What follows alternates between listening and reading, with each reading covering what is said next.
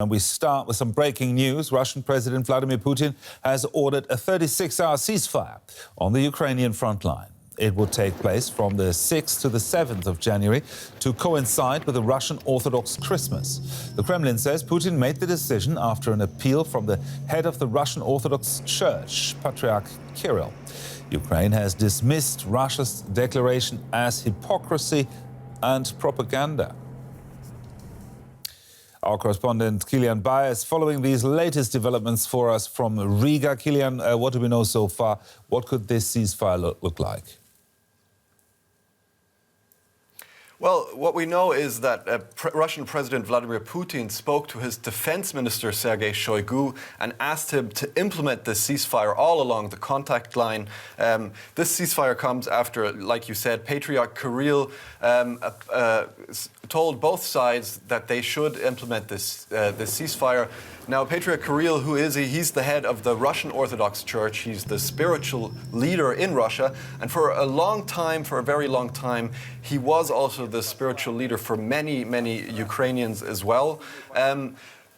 The eastern region of Ukraine, the Donbass, where the fighting is going on right now, there are a lot of a lot of Orthodox people, and Russian President Putin said that these people should be able to go to Mass on Christmas without having to fear for their lives. Now, the Ukrainians, like you said, also dismissed these calls for a ceasefire. A senior aide to the Ukrainian president, Mikhail Podolyak, said Ukraine doesn't attack foreign territory and doesn't kill civilians. It's only destroying the members of an occupying army, and it's going to try and push them out. He said the only time they can talk about a ceasefire is once Russia is completely gone from Ukraine. Now, briefly, if you can, why has this announcement come now?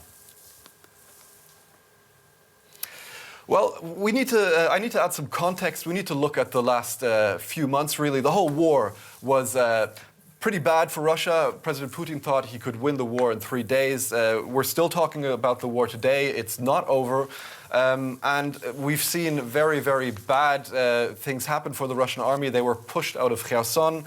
And just a few days ago, there was a massive strike, a HIMARS strike against Russian military personnel in eastern Ukraine. This caused a lot of outrage in Russian right-wing blogger circles. And I think Putin is trying to distance himself from all this flack now flying around with the criticism of the army. And he's trying to show himself as Putin the merciful.